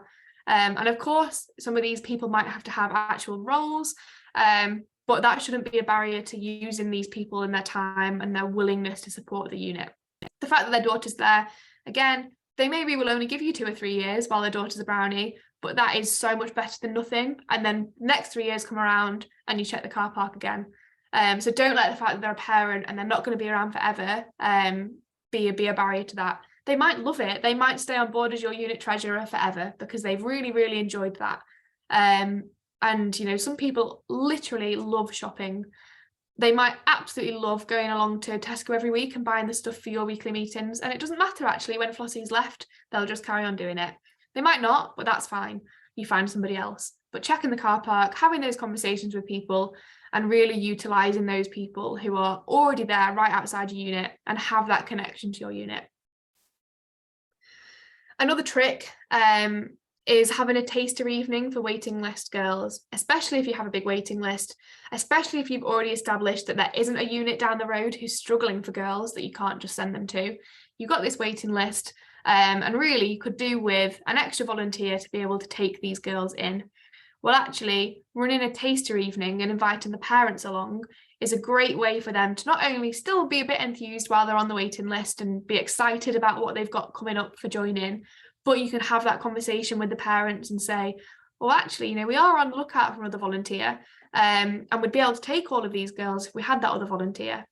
And again, I'm sure a lot of you do this. You have that conversation with the girls on the waiting list, but it is super important to do. It's great for the girls. They have a nice night or a nice afternoon if you do it like that. But I think it's really important to invite the parents and have that conversation with parents. And just a kind of a bit of information to back that up as well is we send emails every quarter to parents of girls on the waiting list across the whole of the Northwest. And in that, we always put a little bit of an ask about one of the reasons your daughter might not be able to join is through lack of volunteers. Have you thought about volunteering? Here's where to go, or you can speak to us, you can email us. And we always get volunteer inquiries off the back of that email. And yes, that's for the whole region.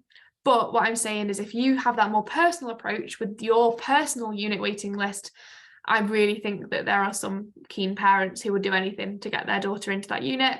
And again, fair enough, they might not be a forever volunteer, but going back to the point about embracing flexible guiding, it doesn't matter. They're a volunteer, however much time they give us for however long is so important.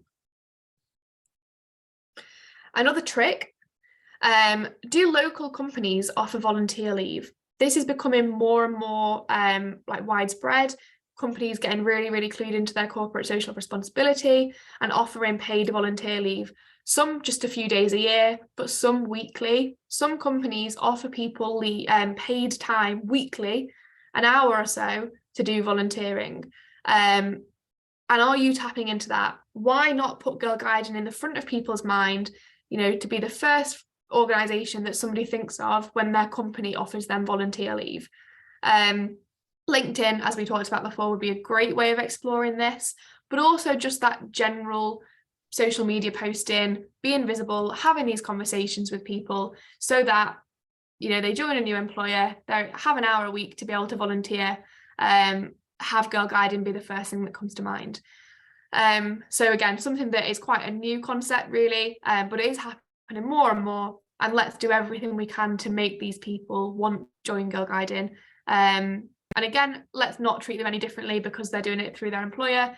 If they're willing to give some time and support the unit, we need to be absolutely accepting of that.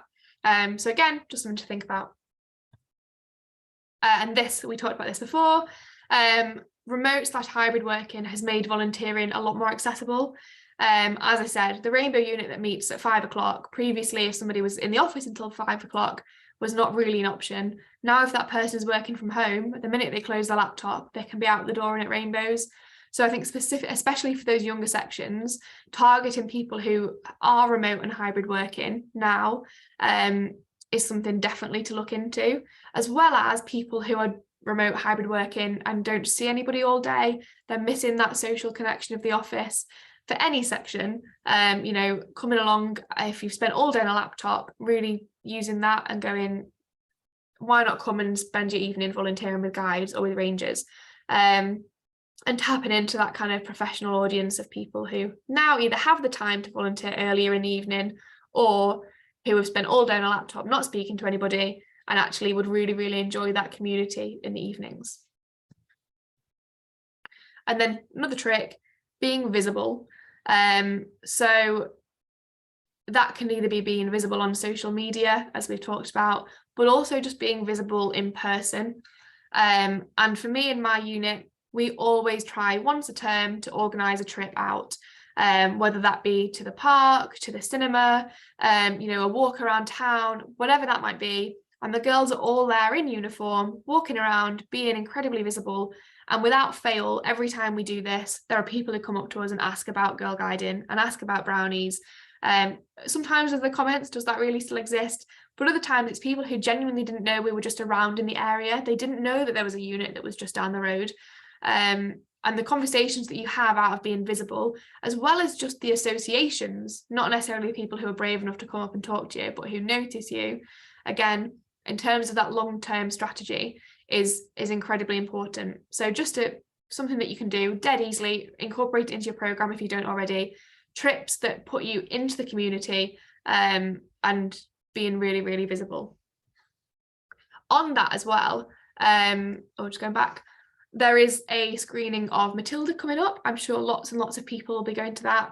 At the previous growth training that I did, it was Encanto coming up, and I talked about that and how thousands and hundreds of girls descending on local cinemas is an amazing recruitment opportunity. Not just in terms of, as I said, being visible, but actually in terms of the amount of parents dropping off at once. And if you've got any capacity to work together, if you've got a district go into the cinema, you know, however it is, whether it's just some local units, asking Odeon whether there's potential to have a recruitment stand at that. And as parents are coming in and dropping off their daughters, having that there ready to have the conversations. And quite often it might be somebody's first real perception of Girl Guiding being as big as it is. You know, they drop their daughter off every week, but actually this is the first time they're seeing what Girl Guiding is about. And having that recruitment stall at Matilda at the cinema, again, it might be that you get one person out of a couple of hundred, but that is one person. And the conversations that you'll have, and a lot of parents will be wanting to have that conversation. You know, they'll drop their daughter off, as I said, and it'd be oh my goodness, how many people are there here? And as long as you've got that official person who's there ready to have those conversations, that is an incredibly exciting opportunity to be talking to that audience. So if you've got time, got a couple of weeks, think about arranging that for going to Matilda and using that as a recruitment opportunity. Okay, and then finally, moving on to tools. I'm going to do a bit of a whistle-stop tour here, and then any links, any documents, anything really important, I will share afterwards with you all. So don't worry about scribbling this down and trying to take links and things. That will be shared afterwards. But firstly, plug in our growth challenge. We do have an existing growth challenge in Girl Guiding North West England, and this is something that you can either do just by yourself, you know, if you're a volunteer trying to recruit other volunteers, or actually you can do it in your units and encourage girls to be getting involved in this as well. And there is loads and loads of ideas in this. So if you come today and feel like I haven't shared enough of the more like basic ideas with you, then this is the place to go. There are loads and loads of ideas in this. And as I said, a great way to get your girls involved in terms of having them writing articles for newspapers, them practicing their sales pitches, them doing letter drops around estates, things like that. So definitely have a look at this growth challenge if you haven't already. Banners and freebies that are available at Region. We have a whole host of pull-up banners and lots of freebies that we produce that people really don't make enough use out of. So plug in that here. If you are doing a recruitment stand, whether that is something at Matilda and it's a bit more local, or whether that is a county doing a recruitment event, or a division going to a, you know, an open day somewhere, please get in touch with us at Region and we can loan out banners. There's lots of different ones for you to use, some girl specific, some volunteer specific, some just general, and having that really visual thing at the back of your recruitment stand is just something that's going to make you stand out from all of the other tables. And freebies, we have, well, I was about to say we have nail files, they've just gone. They were a massive success at a recent event, but we definitely have pens and other freebies that are in the pipeline. So if you have any recruitment stand and, you know, other people you know are going to have freebies and you're thinking, oh gosh, how can I compete? What can I do? Then please just let us know, and we will be able to give you some freebies to be able to hand out.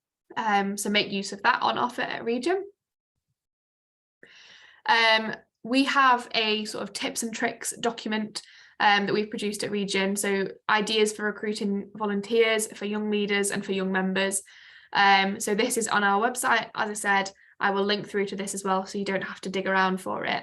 But this is really, as well as your growth challenge, your place to go for your dead straightforward ideas. A lot of it will be things that you've done, you've tried, you either know work or you know don't work, but I'm sure there will be new things in that you haven't thought of before. So that is a really, really useful document to look at. And equally, if you read that and there's something on it that you've done that isn't on there, then please let us know and we will absolutely add that to the document, and it can be a really shared pool of ideas from everybody. This video is on our YouTube channel. This was from a series of trainings that we did last year, or maybe even the year before, where we heard from different people in different roles all across the region. And one of the videos we heard from some volunteers in Greater Manchester West County who worked in growth and in social media and PR. And they talked about some of the things that they've done to run a really successful recruitment campaign, really linking in your traditional growth and your more untraditional, unconventional PR and comms aspect of this. So that is a really, really useful video to check out. As I said, it's on our YouTube channel. I will also provide the link. But their county volunteer team who look after that talked through how they had so much success in their volunteer recruitment campaign. As well, there are recruitment campaign toolkits that are produced by HQ for every recruitment campaign that they do. So there will be one upcoming that, you know, there's basically constantly they're running different recruitment campaigns, and you will always get an email through when there is a new recruitment campaign that started, and it will always link through to the recruitment campaign toolkit. So do check them out. They have all of the different assets, so the videos, the posts, the photos, everything you could possibly want to be able to take Girl Guiding's resources and put them on your own channels. So have a look at those. As I said, if you're doing a Facebook post and you're a bit struggling for what to include with it, going back and having a look at previous recruitment campaigns, all of the assets are still there, and you can use those in your social media recruitment campaigns. Our plan, so we've already talked about this. this is the spreadsheet that comes out, and it will give you numerical evidence, data to sort of help you with your growth planning. It's super, super useful. There will hopefully be more trainings. I'm looking at Lisa, I don't know whether there will be. Yeah, there will be. So as this rolls out more locally and is available to more local people beyond it being disseminated down, this is definitely something to look out for. If you have never seen our plan, it is meant to be being disseminated down through different channels. But if you still haven't had it, then please do let us know, and I will make an effort to get it to you directly. If there are people who are super, super interested in this and are very data minded, then I would absolutely love to share this with you directly. So let me know.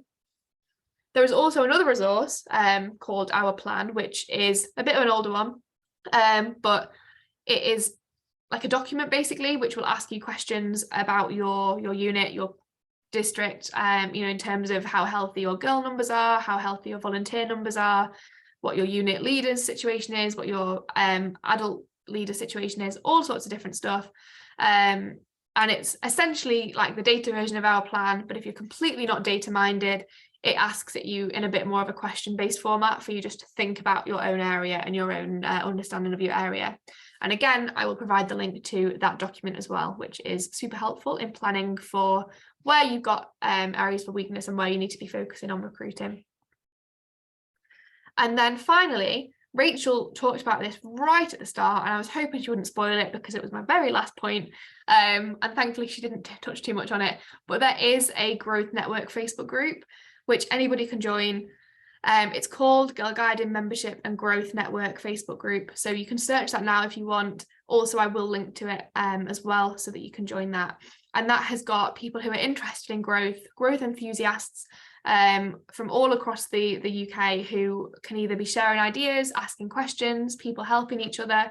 Rachel is in that group as well. So every time there's an update from HQ, you'll be the first to hear that from Rachel. She'll share, the recruitment campaign directly from Girl Guiding, as well as if there's any opportunities to get more involved in testing things out, if there's opportunities to try out aspects of the Welcome Project, the digital tool. So it's a really, really useful group to join. If you've never heard of it, if you're not already a member, then an easy win is joining that group. Have a scroll back, search it for different ideas, and then you'll be in it as well for future reference. And then finally, which I wanted to talk about, and Catherine as well, our Deputy Chief Commissioner, is on the call today. So I'm going to invite Catherine to unmute herself as well. But I'm very aware that I've talked all morning about growth and about why we want to be growing guiding and how important it is to be offering these opportunities to as many young members as possible. And I'm aware that whenever we talk about growth, we are also talking essentially about a more expensive subscription bill. And I have put here, don't let subscriptions be a tax on growth. And I feel really, really strongly about this. And I know, as a unit leader myself, you can feel it. If you take on that other volunteer or that other girl just before subscriptions, that means extra heads to be paid for. But we need to be moving away from that attitude. And we should absolutely not be not recruiting or not moving somebody up to the next section just because of subscriptions, because there is absolutely no reason not to. I've put here about budgeting, but also there's so much support available that please never, ever, ever let the thought of subscriptions be a barrier to you recruiting, taking on new volunteers, taking on new girls. And I'm going to hand over to Catherine, who can talk a little bit more about what that support looks like and how you should be accessing it. But if there's one thing you take away from today, there's lots of things I hope you take away, but please never ever worry about growing guiding, increasing your subscription bill. It will, obviously, that's the way we work, but it should not be a barrier. So over to Catherine, I will spotlight you. Thank you.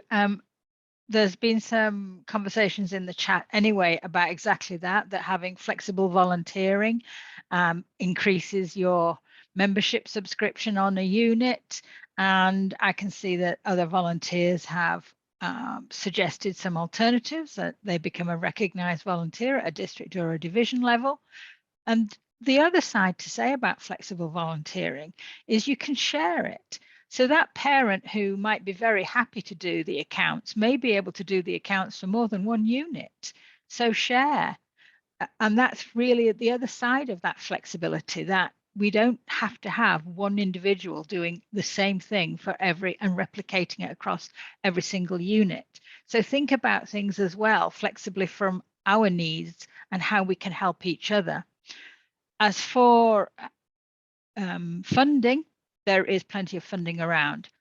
Start off by looking at what is on the national website. There was a commissioner call quite recently, and there was quite a lot of information provided at that. And I know that some of you on this call now saw that event and heard some of those options available to us. So check there. And then at a region level, we have funding available, but equally your district, your division, your county all have help and support if you are going to struggle. And we know that we are in a very much a difficult situation at the moment with this financial cost of living crisis. So we will help. We've got funds set aside, and it is a set aside at every single level. We've got a dedicated form that's on the website at region to talk you through how to apply for some funding. Our funding will cover subscription if you need it. We will need some evidence. We do want to make sure that this isn't somebody who's actually got the funding already and they just want a little bit more. So we do want to make sure that we target our funding appropriately, and that's going to happen at every level, but we do want to support. So please take a look at how we can help you, and please don't let membership subscriptions be a tax on growth. There is a lot of funding out there. We've had our funding for a couple of years now, simply because we anticipated coming out of COVID, we would see units struggling, and we know that that's happened. But now we're coming to the position where we're starting to grow, and we need to make sure that we fund that growth. That's why we've set aside funding at region level and why there's funding at different levels, because ultimately the more we grow, the lower actually our subscriptions will be, because if we can share the burden across more members, it means that those future increases will not be of the scale that we've had to do in the last couple of years. So growth actually means the subscriptions will be modest in future in when it comes to increasing. A couple of things that got mentioned. Funding growth from one of the first things that was talking about the DCMS funding. This is being applied for nationally. So London have applied for substantial funding from the DCMS. The first bit of that we have got, and that is it goes to London, and London will distribute it to the regions, and then we will distribute it out. The first bit of funding was to open new units, but they were only at guide and range level. So it was either to open a new unit or to reopen something that had been closed. So those that maybe got suspended during COVID, if they're being reopened, that funding is going to be made available. Essentially, we pay for it at region, and then we're claiming it back from nationally. So if you have a unit in that situation, we've identified some already, but if you know of any more, please let us know, because we've got some help for you. Yes, it was for guiding range units in deprived areas. The second lot of funding that is being applied for currently at a national level, if that is successful, that's going to be very much focused at waiting lists, and that will be much broader in scope. So it won't have the deprivation requirements, and it will be for all ages. It will include brownies and rainbows, so it will be much wider. I noticed, I'm just trying to pick up some comments in the chat, Emma. How do we apply for funding, please? So as I say, if you go on the region Girl Guiding Northwest England on our website, you'll find some information there, and there is a form if you want region funding. But I would start by locally. As a unit, you should be talking to your district or your division, depending on how you're arranged, and then going up to your county, and then ultimately coming to us, because there are different pots for different things. So I would start locally, but definitely have a look on our region website. Yeah, and I will link through to that. And as Catherine said, so there is a little bit of a form, and one of the things we ask is whether you've already tried local levels, just to make sure that it's not even just that we make sure you're using somebody else's pot before ours, it's making sure that everybody along that line knows that there's a unit who's in need. You know, if you come straight to region, then the district commissioner, the division commissioner isn't aware that that unit is struggling necessarily. So it's as much as kind of going through the right chain of support, but actually making sure that everybody is aware who needs to be, that support is needed. But yeah, we'll make sure that is linked through to in all of the information that goes out afterwards. And every year we say that, you know, the whole pot isn't used up. We have money that we sit on. So if you're sitting there going, oh, I'm not even going to bother applying because I wouldn't get it, wipe that thought, because we have more money than we give out usually. So if you're going to struggle, don't struggle. The support is there, is the main message to get across on that. And this year, as we've done in previous years, we set our budget. And I'm chair of finance for the region, and so it's really important that we set a budget. But it's equally, I'm also a rainbow leader, and it's really important that we sit down and do our budget. So at every level, you need to know what you need as your income and what is going to be needed as your expenses. But it's really important that you do have that budget, and you know then what you've got, that you've got that planning. And I also have to say, please don't sell yourselves short. Set a reasonable subscription for your teams and for your units, however you're going to do it, whether it's weekly or monthly or termly. Set something that's reasonable. You know, we constantly try and sell ourselves really short, and you know, we're doing things on a shoestring. You want to have girls to have a really good experience. And that's one of the best ways of encouraging growth, because they go to school and say, we did this, we did that, we went here, we went there. And that's really important, because that's one of the best ways that we will get our members. And that's why we set at region our budget. We have set it that if necessary, we will dip into our reserves in the next couple of years, because growth is absolutely vital if we are going to keep going for the next 100 years.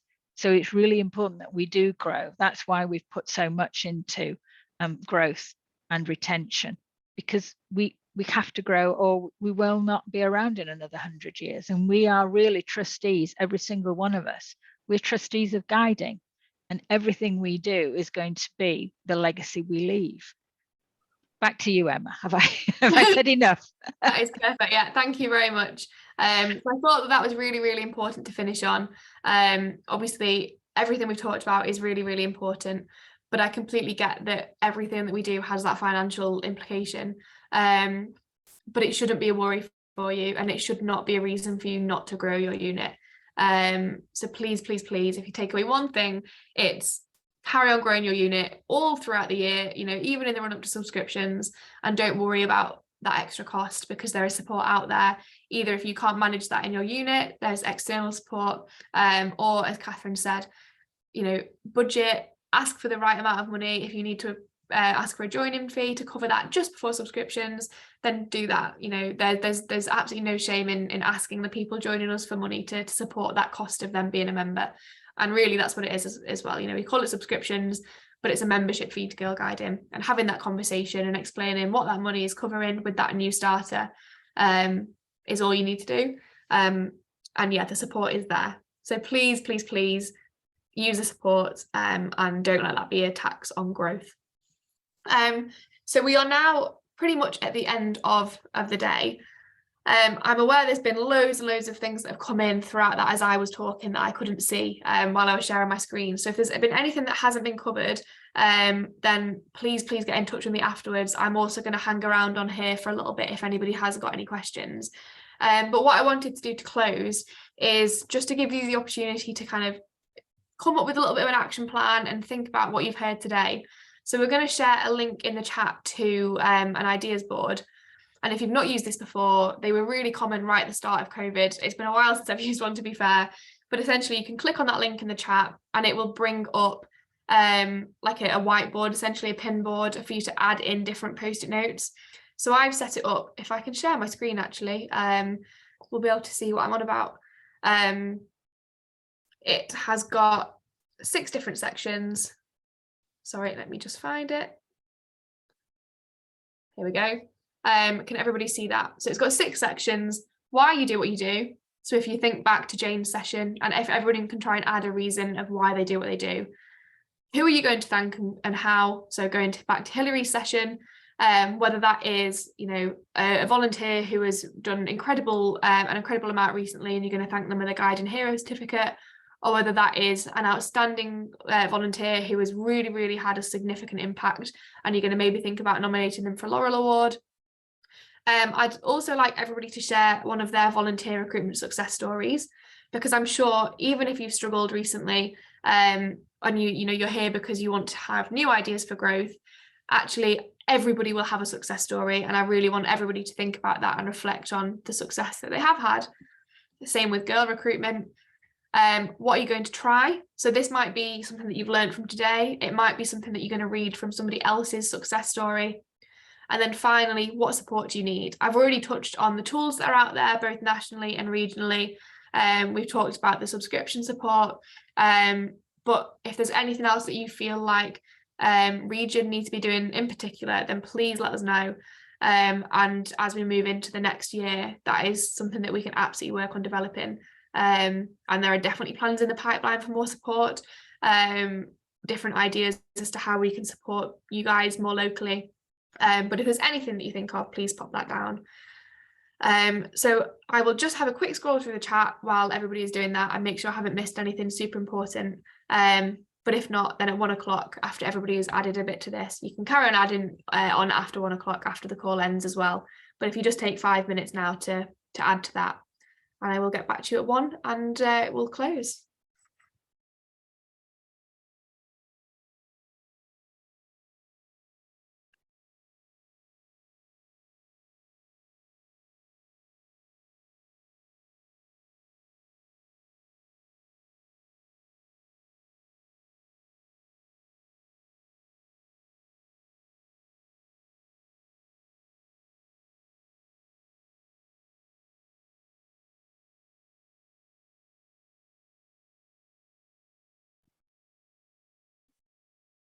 I've just seen Lisa's comment here that she stopped referring to waiting lists as waiting lists, and she now calls them missing out lists.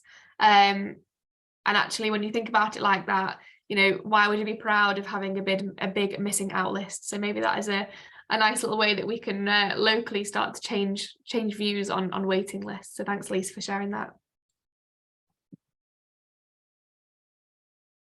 And then, yeah, we've had the conversation about flexible volunteers having to pay, which hopefully we've addressed. Please don't let accepting a flexible volunteer be a barrier to that. As we've said, the support is there. If you know, you're adding somebody into your unit who's going to be your unit treasurer, or who is only going to be able to volunteer once a month, or etc., etc., etc. Yes, that is a head to pay for. But please, please, please don't let that be a reason for you to not accept that help.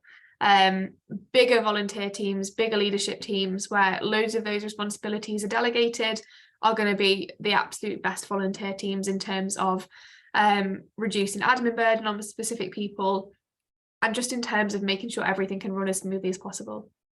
And we shouldn't be turning somebody down if they want to help. You know, how awful is that if you say, oh, thank you for offering, but no, if you're not helping as regularly as we want, we don't want you at all. That is absolutely the worst thing that we can do, because then they are never ever going to go and talk about Girl Guiding as a positive organisation. They're going to remember us as the people who declined our help.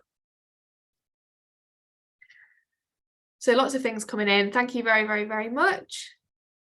I'm particularly keen, as I said, to hear about what support you want. So if you haven't yet added something into that column, then please do. I can see Nicola here saying, wear your uniform to work. It always sparks conversation. Yes, definitely. I've already recruited one colleague into Girl Guiding, and I've only been there 3 months, so that has been my personal success story. But I talk about Girl Guiding all the time. So, you know, maybe if you've never spoken about being a volunteer at work, then there are definitely people who are interested in that office, and you're there enough. Why not talk about it every day and bore them to death until they join?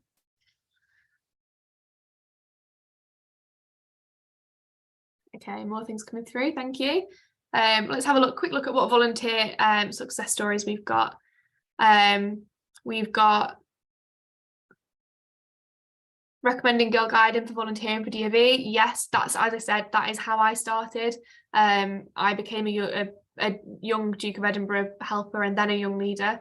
So not understating the value in DofE award helpers. Girl success stories.